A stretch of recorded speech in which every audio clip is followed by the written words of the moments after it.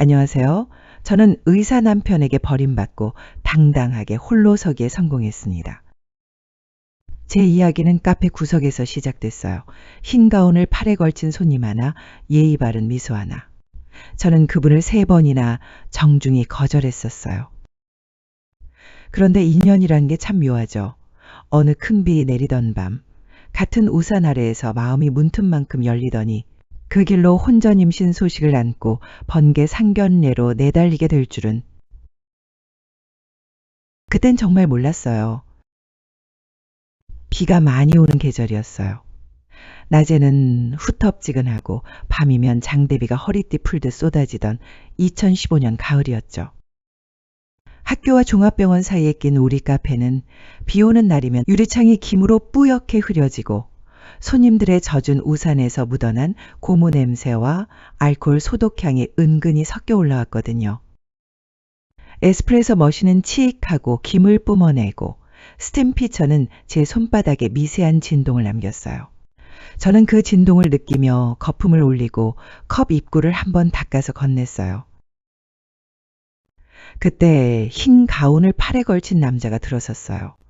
젖은 바닥에 구두가 찍하는 소리를 남겼고 그는 문을 닫기 전에 우산 끝을 털어서 물방울이 튀지 않게 하더라고요. 아메리카노, 연하게요. 그 목소리는 흥분도 지루함도 없이 단정했어요. 저는 습관처럼 주문을 되물었고 컵에 얼음을 2개 더 넣어서 넘기기 좋게 만들었어요. 그는 컵을 받으며 감사합니다. 바쁘시죠? 하고 물었는데 그 짧은 문장에 제가 어떤 하루를 보냈는지 훤히 보고 있는 것 같았어요. 이름은 나중에 알았어요. 박준호 내과 의사였죠. 그분은 이상하게 기다릴 줄 아는 사람이었어요. 제 차례가 오기 전까지 계산대 옆 사람들이 덜 지나는 압축 매트 자리에 조용히 섰어요. 휴대폰을 만지작거리지도 않고 손등을 한번 쓰다듬으며 시간의 속도를 낮추는 것 같았어요. 저는 포스키 패드를 두드리며 그 침착함이 낯설게 편안하다고 느꼈어요. 하지만 곧 마음을 다잡았어요. 선 긋기, 서연아. 너는 지금 선을 그어야 해. 제 지갑엔 자취방 월세와 엄마 약값 영수증이 차례로 꽂혀 있었고 책상 서랍에 네이프홀한 장짜리 미용학원 안내문이 접힌 채 누워 있었어요.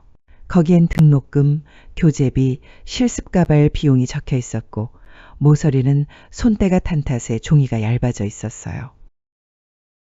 3번째쯤 그가 계산대에 영수증을 올리며 뒷면을 가볍게 탁 쳤어요. 숫자 줄이 끝나는 부분에 펜으로 짧게 쓴 글자들이 있었어요. 진료 후 커피, 덕 보며 삽니다. 박준호. 저는 그 종이를 읽고도 모른 척 미소만 지었어요. 거절은 공손하게, 그러나 분명하게 하는 게 좋죠. 그날 밤 정리하던 선배가 아까 그 의사 선생님, 괜찮던데 하며 제 눈치를 봤지만 저는 고개를 천천히 저었어요. 지금은 제 삶이 정신이 없어요. 며칠 뒤 큰 비가 내렸어요. 마감을 하고 셔터를 반쯤 내렸는데 갑자기 바람이 불어서 우산들이 흔들렸어요. 저는 우산이 없었어요. 그가 어디선가 나타나서 제 머리 위에 검은 우산을 씌웠어요. 비 맞으면 감기 나요. 그 말은 배려였고 동시에 작은 간청처럼 들렸어요. 우산 아래에서 그의 손등이 스쳤어요. 약봉지에서 나올 법한 미세한 소독 냄새가 났어요. 골목 가로등은 옥수수 수염처럼 빛을 떨구고 빗방울은 우산 천 위에서 톡톡 박자를 탔어요. 집 앞에 거의 다다라서야 저는 말했어요. 감사해요. 그는 고개를 끄덕였어요. 그날 이후 작은 틈만큼 마음을 열었어요. 하지만 저는 그날 밤 서랍을 열어서 오래된 미용가위 사진을 다시 꺼내봤어요. 사진 속 반짝이던 은빛 날, 2 손가락이 들어가던 검은 손잡이. 어린 날의 저는 그 가위를 들고 거울 앞에서 머리카락을 집어 올리곤 했어요. 그 꿈은 여전히 유효했어요. 그래서 저는 스스로에게 다시 말했어요. 서연아, 내 삶은 내가 지켜라. 누가 대신 지켜준다는 말에 기대지 말자. 며칠 뒤 그가 또 왔어요. 이번엔 커피값을 내고도 한참을 카운터 앞에 서 있었어요. 손님이 줄어들 때까지 기다렸다가 조용히 말을 꺼냈어요. 서연 씨, 커피가 따뜻해서요. 사람도 따뜻해지고요. 혹시 좋아하는 게 뭐예요? 저는 대답했어요. 사람 머리를 만지는 게 좋아요. 말수가 적은 분들도 거울 앞에 앉으면 마음이 풀리거든요. 그는 가볍게 웃으며 말했어요. 그 손 제가 지켜드릴게요. 현관 풍경 유리에 매달린 작은 풍경이 딸랑 울렸어요. 저는 그 소리를 들으며 지켜드릴게요라는 말이 달콤하면서도 어째 불안한 맛이 있다는 것을 어렴풋이 느꼈어요. 그때의 불안은 아주 가느다란 복선이었죠. 훗날 그 선을 가장 먼저 외면한 사람이 그 사람이었으니까요. 연애는 요란하지 않았어요. 호우주의보가 내린 저녁, 검은 우산 아래서 시작된 말문은 그 뒤로도 조심스러움을 잃지 않았어요. 우리는 약속을 한 달에 2번, 계산은 늘 반반, 연락은 늦어도 괜찮다고 미리 합의했어요. 저는 그것을 예의 있는 거리두기라 불렀고 그는 서연 씨의 선이라 불렀어요. 우리는 주로 걷기를 했어요. 병원 뒤편 좁은 골목은 가로등이 드문드문이라서 발밑 그림자가 길쭉하게 늘어졌어요. 비가 그쳤다가 다시 내릴 때면 우산 천 위에서 물방울이 튕기는 소리가 경쾌했어요. 그가 우산을 약간 기울여서 제 어깨 쪽으로 더 덮어주면 저는 그 움직임만으로도 그날의 피로가 가라앉는 걸 느꼈어요. 준호 씨, 저는 제 삶을 저 스스로 꾸리고 싶어요. 오늘 밥값은 제가 낼게요. 그는 웃었어요. 그럼 내일은 제가 내죠. 우리는 그렇게 평등하게 존중하며 연애를 해나갔어요. 2016년 4월의 어느 아침이었어요. 화장실 타일이 햇빛을 받아 작게 반짝이고 세면대 위 거울에는 김이 약간 서려 있었어요. 제 손에는 임신 테스트기가 들려 있었어요. 하얀 막대 위에 2줄이 선명하게 올라오는 순간 심장이 격하게 끌어올랐다가 금세 조용히 가라앉더라고요. 기쁨이었고 동시에 두려움이었어요. 행복이라는 말보다 먼저 떠오른 단어는 현실이었고 그 현실은 언제나 숫자와 장보기와 월세와 엄마 병원비로 이루어져 있었으니까요. 저는 바로 병원으로 향했어요. 초음파실에서 배 위에 차가운 젤이 닿자 등골로 한기가 스며드는 것 같았지만 화면 속 콩 한 알만 한 심장 박동을 보는 순간 눈물이 왈칵 쏟아졌어요. 의사 선생님이 건네준 초음파 사진에는 점 같은 생명이 작은 깜빡임으로 존재를 알리고 있었어요. 그 깜빡임이 마치 여기 있어요 라고 손 흔드는 것만 같았어요. 병원 문을 나와서 준호 씨에게 전화를 했어요. 그는 의사답게 정확하고 간결하게 말했어요. 책임지겠습니다. 상견례부터 합시다. 그 한 문장에 제 마음은 이상하게도 반으로 갈라졌어요. 책임이라는 단어는 안도감을 주었지만 그 안에 함께 살아가는 법에 대한 따뜻한 문장. 이를테면 서연 씨는 괜찮아요? 무섭지 않아요? 같은 말은 없었으니까요. 상견례는 일주일 만에 잡혔어요. 호텔 식당의 단독 룸, 둥근 테이블 중앙에 작은 장미 3송이가 꽂혀 있고 접시마다 흰 냅킨이 뾰족하게 세워져 있었어요. 의자 등받이는 유난히 뻣뻣했고 방 안의 공기는 향초 냄새와 간장의 달큰한 향이 10개 섞여 있었어요. 시어머니 되실 윤금자 여사님은 회색 정장을 쫙 빼입고 앉아 계셨어요. 얼굴선은 단정했고 말투에는 망설임이 없었어요. 인사가 채 끝나기도 전에 여사님은 가방에서 종이 한 장을 꺼내셨어요. 종이는 모서리가 칼같이 정리되어 있었고 볼펜 글씨는 자를 대고 쓴 듯 가지런했어요. 혼수는 이 정도면 무리가 없을 거예요. 종이에는 냉장고, 세탁기, TV 모델명과 침구 브랜드, 그리고 예단 금액이 굵은 글씨로 밑줄까지 그어져 있었어요. 저는 물컵을 살짝 돌려놓으며 숨을 고르고 어머니의 눈치를 봤어요. 우리 어머니는 조심스레 입을 떼셨어요. 형편껏 하마 아이도 생겼고 그 순간 어머님이 웃음을 거두며 말끝을 탁 세웠어요. 형편 것이라뇨. 우리 준호 급이 있죠. 친척들 다 아는 사이고 체면이 있답니다. 그 말은 사람을 저울 위에 올려서 무게를 달아보는 소리였어요. 저는 속에서 뭔가가 꼭 하고 눌리는 느낌을 받았어요. 급이라는 말, 체면이라는 말. 제 배 안의 작은 생명이 그 순간 가볍게 움직였고 저는 반사적으로 배를 감싸주었어요. 준호 씨는 그 사이에서 어정쩡한 미소를 지으며 이렇게 말했어요. 서로 맞춰가면 되죠. 그 문장은 분명 정답 같은 말이었지만 누가 누구에게 무엇을 기준으로 맞춘다는 건지 끝내 밝히지 않았어요. 식사 말미 마치 결론을 정리하듯 덧붙이셨어요. 신혼집은 당분간 우리 집에서요. 시집살이를 해야 사람이 만들어져요. 병원 다니는 사위 기 세워주려면 며느리 손이 빨라야 하고요. 그 말에서 저는 제 이름이 사라졌다는 걸 깨달았어요. 저는 며느리라는 호칭으로만 존재해야 하는 사람이 되어 있었어요. 시댁에 들어간 첫 주부터 새벽은 더 이상 제 것이 아니었어요. 어둑한 복도 끝에서 문고리 탁 소리가 알람처럼 울리고 시어머니 슬리퍼 끄는 소리가 탈 위로 샥샥 밀려왔어요. 서연아, 새벽엔 물 먼저 데우고 국물 올리고 마루 닦고 이불 털고. 배는 점점 불러왔지만 저는 허리를 굽혀 바닥을 닦았어요.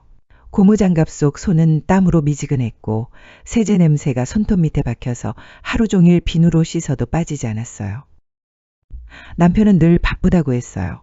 생활비는 첫 달부터 어정쩡했어요. 이번 달은 병원 정산이 늦어요. 다음 주가 2번 지나도 통장엔 변화가 없었어요. 저는 조심스레 말했어요. 아기 용품이랑 병원비가. 그는 휴대전화 화면에서 눈을 떼지 않은 채 대충 고개만 끄덕이며 알았어. 했어요.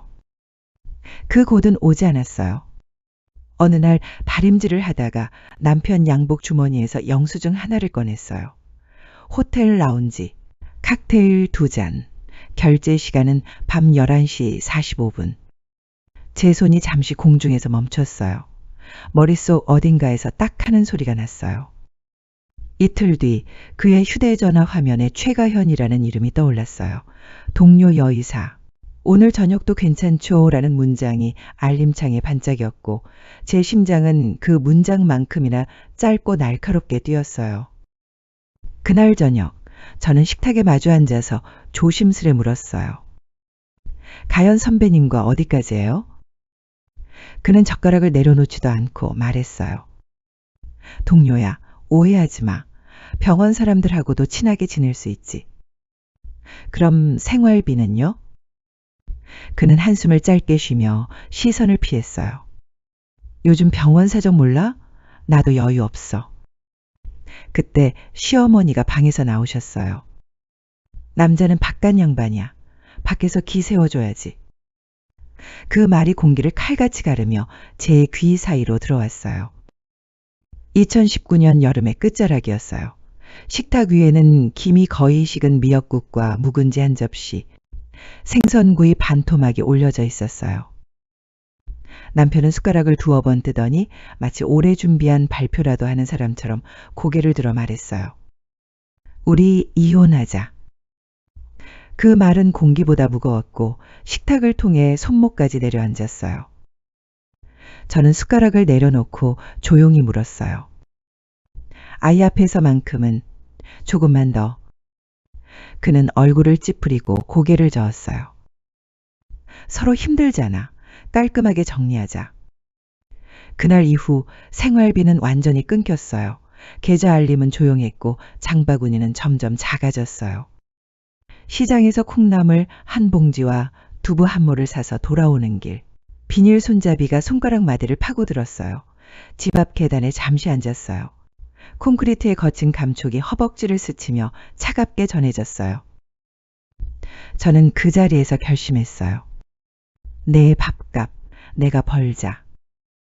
누구에게도 더는 요구하지 않고 누구의 눈치를 보지도 않고 내 손으로 내 아이와 내 하루를 일으켜 세우자고요. 2020년 봄 저는 미용학원 접수창구 앞에 섰어요. 벽에는 두상 모형들이 줄지어 있었고 선반엔 로또와 꼬리빗, 헤어클립이 무지개처럼 정리되어 있었어요. 문을 여는 순간 염색약 특유의 냄새가 코끝을 스쳤어요.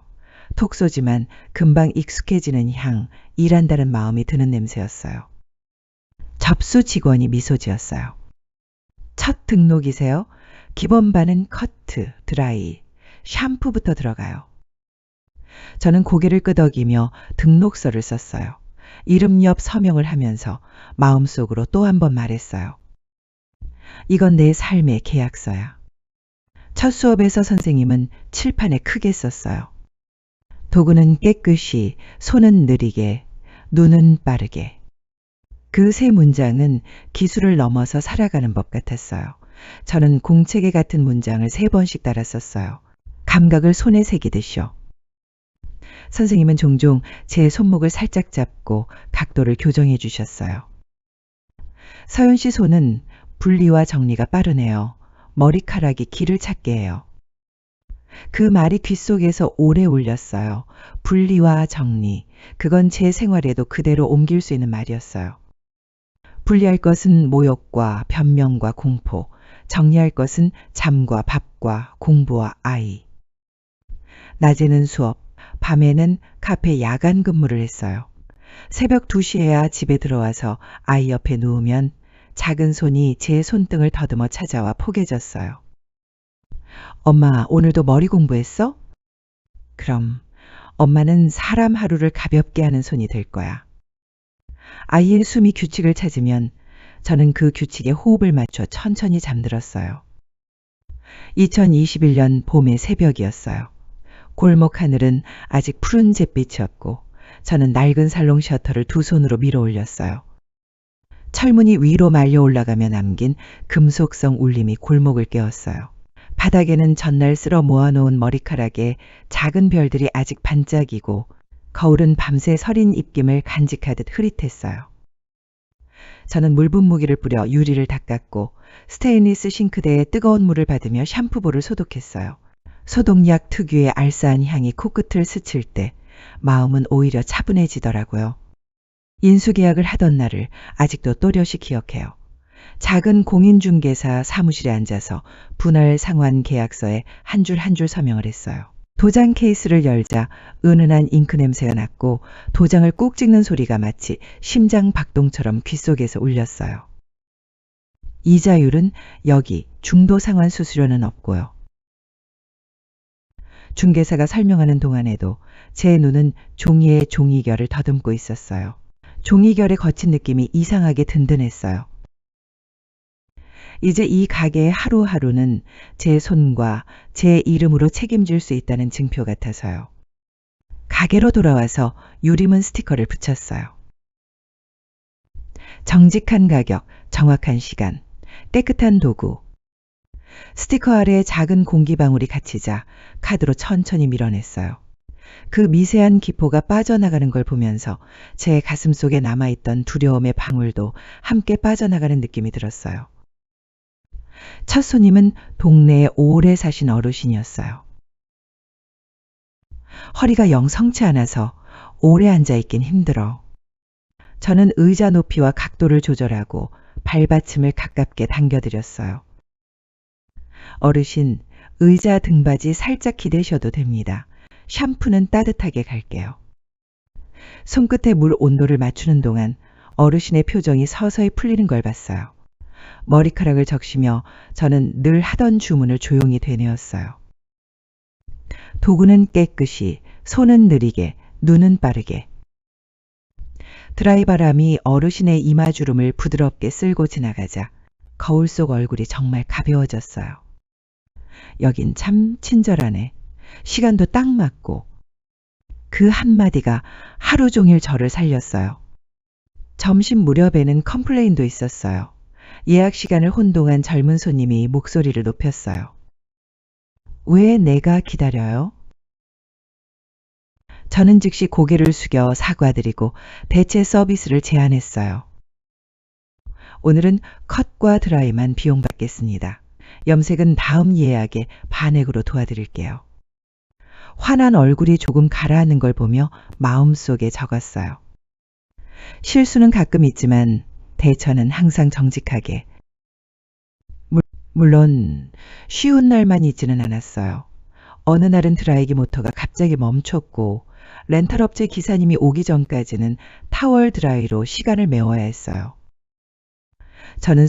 저는 손님께 바로 설명드리고 불편에 대한 서비스 쿠폰을 드렸어요. 괜찮아. 내가 땀을 흘리며 해결하려는 게 보여. 어르신의 그 말에 제 등줄기를 타고 힘이 다시 들어왔어요.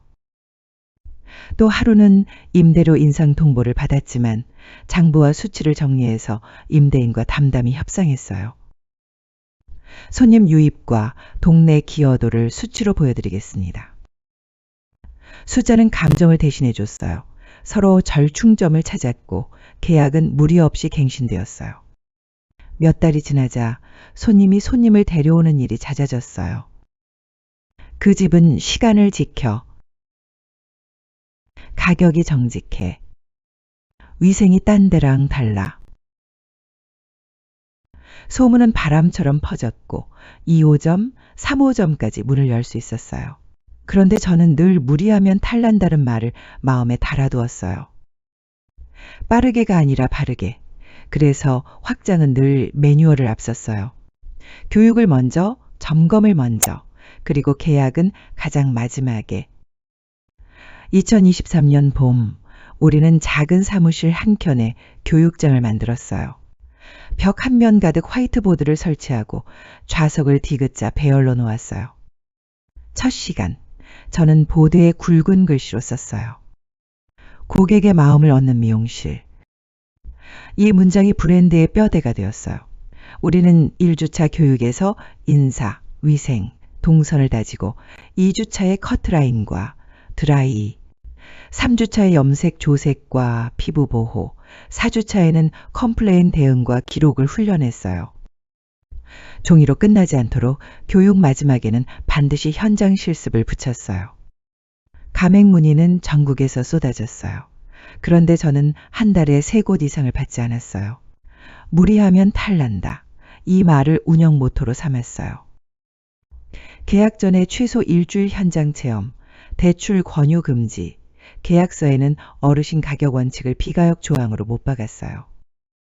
누구든 그 조항을 바꾸자고 하면 저는 미안하다고 고개를 숙였어요. 우리 브랜드의 심장은 신뢰입니다. 심장을 팔 수는 없어요. 그 무렵 전 남편과 동료 여의사의 동업병원 소식이 들려왔어요. 초반엔 화려한 광고가 귀를 때렸어요. 젊은 감각의 프리미엄 클리닉. 그런데 곧 투자 관련 자금 소문이 번졌어요. 계획서는 화려했지만 근거가 약했고 환자 유입 모델은 광고 의존도가 지나쳤으며 확장 속도는 불안할 만큼 빨랐어요. 그 모든 건 빠름이었고 발음은 보이지 않았어요. 2024년 여름 병원은 사실상 문을 닫다시피 했어요. 임대료 체납, 급여 지연, 환불. 민원이 꼬리를 물었어요. 어느 날 밤 제 휴대전화가 진동했어요. 지인이 보낸 기사 링크였어요. 제목에는 사기 연루라는 단어가 선명했어요. 저는 화면을 오래 보지 않았어요. 대신 창밖 가로등을 바라봤어요. 무리하면 탈난다. 오래전 처방전 끝 문장이 예언처럼 떠올랐어요. 제 마음 한켠이 싸늘했지만 또 한켠은 묵묵히 다짐했어요. 나는 오늘 할 일을 하자. 빠르게가 아니라 바르게. 2025년 초봄 본사 로비 자동문이 조용히 열렸어요. 유리문에 스친 바람이 로비의 화분잎을 살짝 흔들었어요. 문턱에 선 두 사람이 있었어요. 시어머니와 전 남편. 시어머니의 손등에는 굵은 핏줄이 더 도드라져 있었고 전 남편의 정장주름은 깊게 패여 있었어요. 잠깐의 정적 후 시어머니가 먼저 입을 열었어요. 서연아, 잠깐만 얘기 좀 하자. 애를 위해서라도. 전 남편은 시선을 바닥에 둔 채 작은 목소리로 말을 보탰어요. 미안하다. 내가... 그들의 말은 서로 겹치며 제게 닿았어요. 그런데 그보다 먼저 들려온 건 교육장 박수 소리였어요. 오늘은 수료식이 있는 날이었어요. 유리문 너머로 새 가맹점주님들이 수료증을 들고 환하게 웃는 모습이 보였어요. 그 장면 하나가 제 마음을 곧게 세워줬어요. 저는 로비의 공기를 깊게 들이마시고 천천히 말을 꺼냈어요. 어머님, 그리고 준호 씨. 저는 법적으로도 마음으로도 이미 선을 그었습니다. 그 선은 누가 대신 지켜주지 않아요. 제가 지킵니다. 아이 앞에서 저는 지켜야 할 것들을 지키겠습니다. 제 직원과 점주님들을 지키고 제 손님들의 하루를 가볍게 하겠습니다. 시어머니의 눈빛이 잠깐 흔들렸어요. 예정이 있잖아. 며느리였는데. 저는 고개를 조용히 숙였어요. 건강하십시오. 안으로 모시진 않겠습니다. 모른 척은 차갑기 위해서가 아니라 경계와 품격을 지키기 위해서였어요. 그 선을 넘지 않기 위해 저는 한 발 물러서서 문 쪽을 가리켰어요. 전 남편은 입술을 달싹였지만 끝내 아무 말도 하지 못했어요. 그 침묵이 오히려 지난날의 수많은 변명보다 정직해 보였어요. 두 사람이 자동문을 나서는 동안 드라이기 바람이 로비를 스치듯 지나가서 제 앞머리 한 올을 살짝 흔들었어요. 카운터 위 보리차에서는 김이 부드럽게 올랐고 잔 표면에 작은 물무늬가 퍼졌다 사라졌어요. 저는 책상 서랍을 열어서 낡은 미용 가위를 꺼냈어요. 손잡이의 작은 기스마다 제가 지내온 시간이 박혀 있었어요. 하루의 마지막 손님을 보내드리고 나면 저는 늘 같은 순서로 가게를 닫아요. 의자 밑에 반짝이는 잘려나간 머리카락을 사각사각 쓸어 모으고 샴푸볼을 한 번 더 헹군 뒤 소독함 띠링 소리를 확인해요. 그 짧은 종소리가 오늘 할 일은 오늘 다 했다는 표식처럼 가슴에 박혀요. 카운터 위에 남은 보리차는 마지막 한 모금만 남겨두고 뜨거운 김이 유리창의 얇은 수증기 무늬를 그리다가 이내 사라져요. 사람의 근심도 이렇게 천천히 지워졌으면 하고 생각해요. 제 이야기는 여기서 끝이에요. 카페 구석에서 시작된 조심스러운 사랑과 예상치 못한 임신, 그리고 힘겨웠던 시댁 생활과 이혼, 그 모든 과정을 겪으며 저는 하나씩 배웠어요. 누군가가 지켜준다는 말에 기대지 말 것, 내 밥값은 내가 벌 것, 그리고 선을 그었으면 그 선을 지킬 것. 지금 저는 제 손으로 만든 브랜드와 함께 사람들의 하루를 조금씩 가볍게 해드리며 살고 있어요. 아이와 함께 제가 그은 선 안에서 당당하게요. 어떤 분들에게는 제 이야기가 용기가 될 수도 있고 어떤 분들에게는 그저 하나의 경험담일 수도 있을 거예요. 그래도 한 가지만은 확실히 말씀드릴 수 있어요. 내 삶의 주인은 나라는 것, 그리고 늦었다고 생각할 때가 진짜 시작이라는 것을요. 들어주셔서 고맙습니다.